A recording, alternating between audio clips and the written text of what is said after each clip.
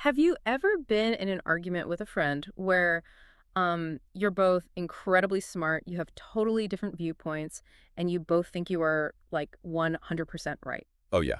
Constantly. It's the worst. Right. You're laying out your logical points, they're laying out theirs, and the conversation just devolves into this total gridlock of absolute certainty. Nobody's budging. Exactly. Neither of you can fathom how the other person isn't seeing the glaringly obvious truth. And, well, that collision of immovable certainty is exactly what we're getting into today. Yeah, it's a fascinating topic. So for this deep dive, we're looking at an excerpt from a dialogue called The Great Becoming, specifically episode 36. It features this really intense conversation between two figures named Nick and Maya. Right, and they're analyzing the worldview of this mysterious character they call the time traveler. Which is such a cool framing. And the time traveler basically believed that building a society on a foundation of opinions is just like a recipe for absolute disaster. It really is. And our mission today is to kind of unpack that. We want to look at the dangerous allure of opinions, explore the raw power of the scientific method, and ultimately figure out how understanding our own brains might be the only way to actually build a stable future. Yeah, because we really can't build a stable future on opinions alone. It just doesn't work. It doesn't. Because, the time traveler looked at the broad sweep of human history and noticed a very persistent kind of glaring pattern. Oh, yeah, the disagreement thing. Exactly. Every single generation is packed with highly intelligent, capable people who completely disagree with one another on, like, the most fundamental aspects of society. We're talking religion, politics, philosophy, economics, all the big stuff. All of it. And, if intelligence alone were enough to arrive at the truth, smart people would eventually converge on the same answers. Right, they'd all eventually agree. But they don't. Yeah. And that realization led the time traveler to deeply, deeply distrust opinions. And not just the opinions of opposing factions, but their own as well. Which is so hard to do, right, to distrust your own opinion. But it makes sense when you think about the actual mechanics of an opinion. I was thinking about it like this. Trying to build a societal foundation on strongly held viewpoints is sort of like trying to navigate a massive, complex city using a map drawn entirely from someone's childhood memory. Oh, like that. Instead of a live GPS. Yeah, exactly. Like it might feel incredibly familiar and correct to the person who drew it, but eventually you're going to confidently drive your car off a cliff. A memory map is a perfect way to look at it, because opinions lack an inherent mechanism for self-correction. They're just static. Right, they don't update. Yeah. The time traveler recognized that opinions are easy to form, but real evidence, is excruciatingly difficult to acquire. It takes actual work. It does. And the alternative to that memory map is observation, experimentation, and, rigorous testing against reality. Which is basically what we know is the scientific method. Right. And Nick and Maya spend a big chunk of this dialogue examining why the time traveler revered this method. And it wasn't out of some naive belief that science is this flawless collection of absolute truths. No, because we often talk about the scientific method intellectually, treating it kind of like a smartphone software update. Yeah, that's a good way to put it. Like most of us understand that when your phone downloads a new OS, it isn't claiming version 1.0 was completely flawless. It's an active, ongoing system of patching bugs and fixing errors as new data comes in. It constantly overwrites the old broken code. Exactly. But the interesting part of Nick and Maya's analysis is the psychological friction involved in that process. Because if we all accept that science is an iterative process of correcting mistakes, why is it so incredibly hard for us to apply that same updating process to our personal beliefs? Well, because updating a smartphone happens quietly in the background while you sleep. Yeah. Right. Yeah, true. But updating a core human belief requires you to, wake up, face your peers, and admit you were fundamentally wrong. Oof. Yeah. Nobody wants to do that. No.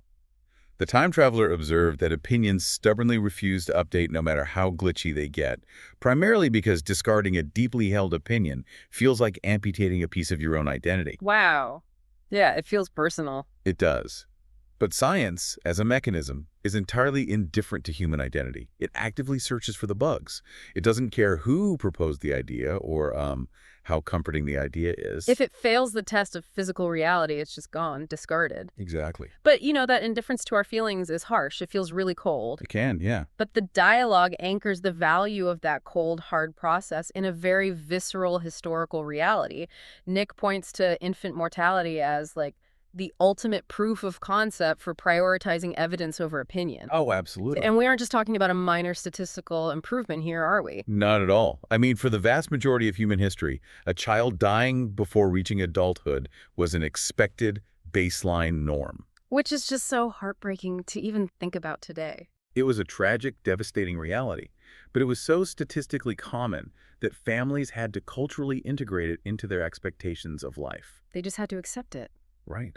And throughout those centuries, people had endless philosophical debates, intense religious opinions, moral theories about why children got sick. They blamed, bad air, moral failings, divine will. But none of those strongly held opinions actually moved the needle on the mortality rate. No, they didn't.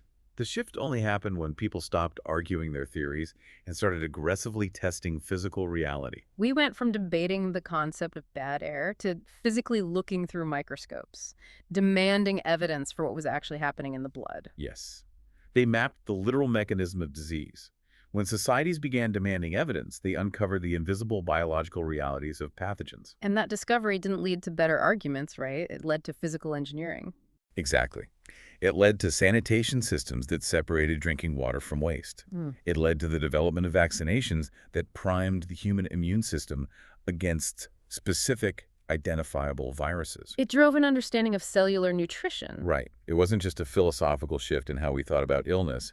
It was a mechanical intervention in the biological reality of human beings. And the scale of that intervention is almost impossible to comprehend. We're talking about hundreds of millions, perhaps billions of lives saved. Billions. The time traveler views this as humanity's greatest achievement, noting in the text that a saved child is infinitely more valuable than numbers in a bank account. Yeah, that part of the dialogue is really powerful. Because we usually measure historical progress by looking at the rise and fall of empires or, economic systems, technological dominance. Right. Who won what war? Exactly. But the most raw, undeniable output of asking, what does the evidence say, was effectively doubling the human lifespan and reducing just an immeasurable amount of raw physical suffering. It altered the fundamental terms and conditions of human existence. Because when a society no longer expects half its children to die, the entire psychological and cultural structure of that society changes. People invest differently in the future. They allocate resources differently. Yeah. That is the raw power of the scientific method that Nick and Maya are analyzing. It isn't just a way of knowing things. It is an engine for altering reality. Okay, but this brings up a huge question for me. If that engine is so undeniably powerful, if it literally eliminated ancient diseases that used to terrorize entire continents, why is there such a massive cultural pushback against evidence-based thinking today? That is the million-dollar question. Right, like if asking for evidence gave us the modern world and keeps our children alive, why do so many people actively choose to distrust it? Well, the text dives straight into this paradox by looking closely at the human brain itself. Reality has absolutely no concern for human comfort. Yeah. When the scientific method is applied to physics, engineering, or sanitation, we love the results. We get bridges that don't collapse and water that doesn't make us sick. Yeah, nobody's arguing against clean water. Exactly. But when that exact same method is applied to us, specifically through fields like neuroscience, it presents data that makes us deeply existentially uncomfortable. Right, because neuroscience reveals the actual architecture of the brain. And it turns out we are not the completely rational, objective supercomputers we like to imagine we are. No, we really aren't. The time traveler recognized that the human brain is a biological organ optimized by evolution for survival, not necessarily for objective truth. So it's about staying alive, not being right. Yes. Neuroscience exposes our dual capacity for both reason and self-deception. If accepting an objective fact threatens your social standing within your group, or, induces severe existential dread about your place in the universe, the brain biologically prioritizes mitigating that stress over processing the fact accurately. Oh, man, it's like we are both the magician and the audience at the exact same time. Oh, that's a great analogy. Thanks. Yeah, it's like our brains are performing this highly sophisticated magic trick, manipulating our perception and filtering out threatening data just to keep us psychologically comfortable. Right. And because we are also the audience, we actively choose to fall for our own illusions. We don't want to see how the trick is done. We actively avoid looking behind the curtain because what is back there is just pure anxiety. Yeah, totally. The self-deception, the time traveler notes, is a deeply embedded protective mechanism. The human brain exhibits neuroplasticity. It wires itself based on repeated inputs from its environment to ensure smooth functioning within that specific environment. So it adapts to whatever community you're in. Exactly. So if adopting a verifiable fact isolates you from your community, your brain's survival instinct kicks in and functionally says, reject the fact, keep the tribe. Because social cohesion was historically more vital to physical survival than being objectively correct about the universe? Right. Being right doesn't help if your tribe leaves you in the woods to starve. Okay, so if our brains are structurally wired to filter reality to protect our comfort, and if we are constantly, unconsciously choosing tribal cohesion over cold, hard evidence, where do the core beliefs we hold so dearly actually come from? Yeah. Like, if I'm not rationally deducing my worldview from a purely objective standpoint, what is populating my brain? Well, Nick and Maya tackle this by analyzing the concept of the blank slate theory through the time traveler's lens. The text proposes this really jarring thought experiment regarding the lottery of birth. Okay. So take a moment and imagine if you had been born in a completely different country. You grew up speaking a different language, surrounded by entirely different cultural, religious, and philosophical traditions from the moment you took your first breath.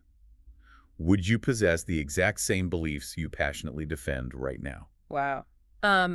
Statistically, no. Right. If I was born 5,000 miles away, the geographical and cultural inputs would be completely different. And everything would be different. The very language forming my internal thoughts would be different. The moral baselines of my community would be different.